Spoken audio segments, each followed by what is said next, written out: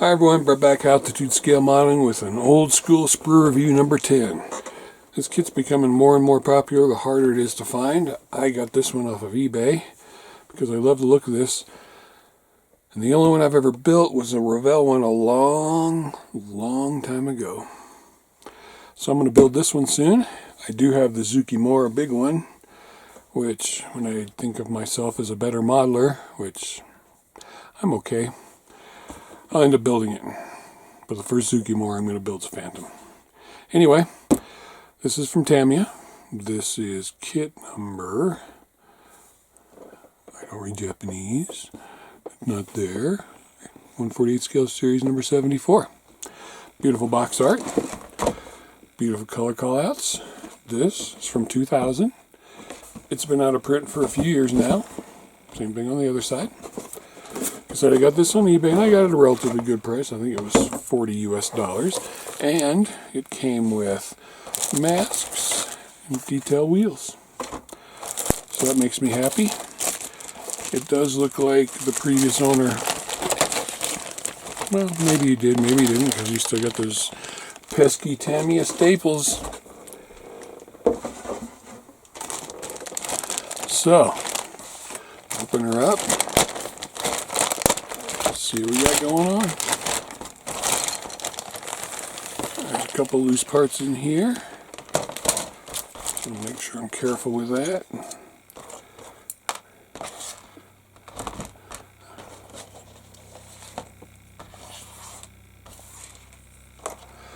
And we're going to start with the fuselage.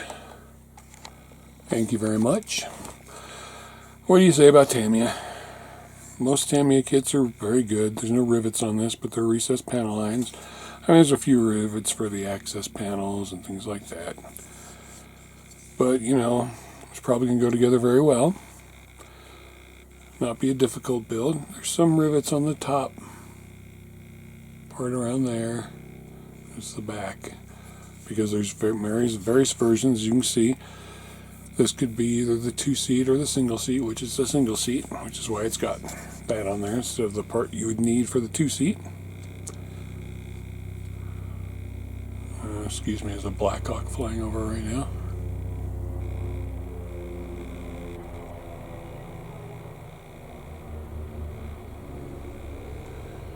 Alright, he's gone. So, this looks like an engine cover, and you could open it if you wanted to. There's no real detail inside. There's a little bit there. A little bit there. Like I said, typical Tamiya. Gonna be beautiful. Not even a fret. This was off. So it looks like your nose cone. A couple little things I'm not sure. You've got some grommets and your interior tub, seats, landing gear legs, landing gear doors, instrument panel. So there's your instrument panel, some other interior parts. There's your wing spar. Boy, did I draw a blank. Where you're landing your legs. Cockpit tub. Main landing gear legs. I don't really see a burr sprueing on there. Burring. Didn't see burring on there. Seat. Other side. Guessing that's because you can see these are part of landing gear bays. Back of the wing spar. Inside your landing gear doors, there's some ejector pin marks in there. But the leg will probably cover that up. Back of the instrument panel, so if you wanted to wire it out, it looks pretty realistic back there. Here you have it. That looks like to be your front landing gear bay. Okay. Now, because I'm not 100% sure these are no good, I'm going to put them right back in the bag. Along with those. Something is wrapped in here that was in that bag. Nose weight, maybe? Nose weight. There you go. Did you know this would be a tail sitter? I love nose weight.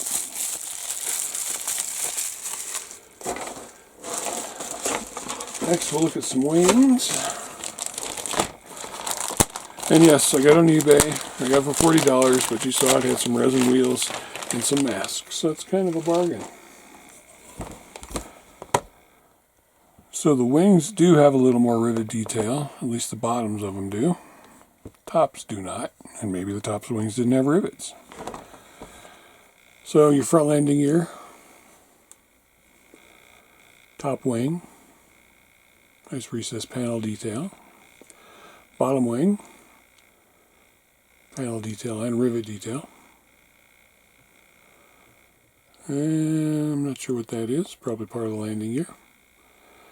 Your other bottom wing, your other top wing, and a little bit of detail inside the landing gear base attached to the top wing. And I don't have any sink marks. That's good. Next, we've got 2 sprues in this staple bag.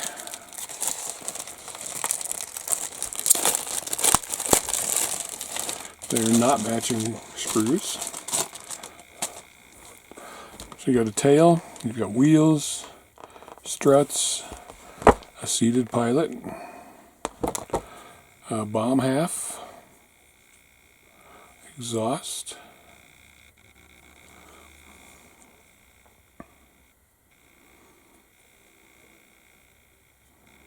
tail doesn't have rivet detail either.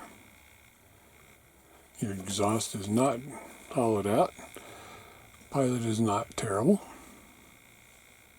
Typical Tamiya pilot. Make sure this is all cleaned up for and dry fit before you put it together. Okay, and I was wrong. These are matching sprues. So you get 2 pilots, which if you had the 2-seater would make perfect sense. And the last sprue has the props and the clear parts. Clear parts are separately bagged. So your props, your spinners, loose staple, cowlings closed or open, looks like, for the front one. There's no real burring on the prop. Props detail there, which I'm assuming is for the front part of the radiator. And your props are a little bit different in the center, as are the spinners. So you've got an open and a closed cowl. And then there's 2 different spinners, the front and back. Obviously the back doesn't have a gun going through it. Antenna. And there's that. And clear parts, which I despise staples even more on clear parts. Trying to get them out of the way so I don't end up on the floor and stepping on them. And your typical Tamiya, perfectly clear parts. No center seam, no distortion, not overly thick. What you expect from Tamiya.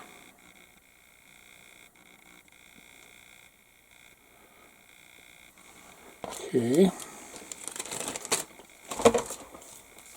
It comes with an Edward mask.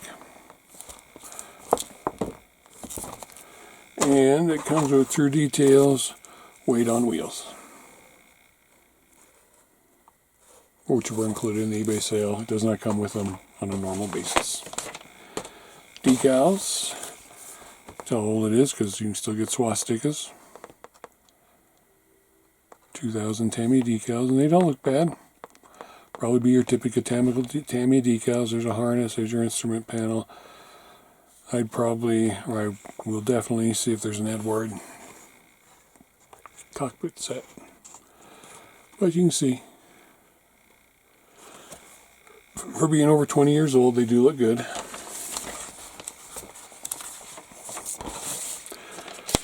And in another Tamiya fashion, this should be the exact size, so you can either copy it and cut it out and use it as a mask, or you can just cut it out and use it as a mask, or you can just sit beside it and tape it off how you like. And of course, Tamiya paint. Instructions. Oops. Your basic Tamiya instructions. A little bit about the aircraft in a few languages. Freeze. I got your favorite language.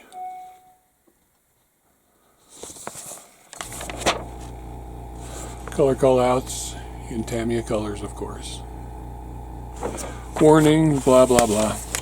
Your seat is the start of this. It's a big fold out long sheet.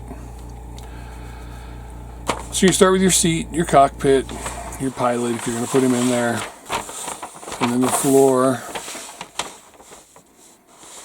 bomb bay assembly,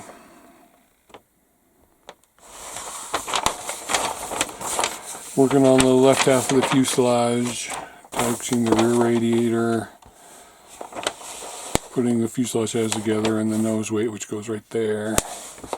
Front of your engine, you do not have a lot of engine detail in this, but unless you're going to open it up, you wouldn't see them anyway.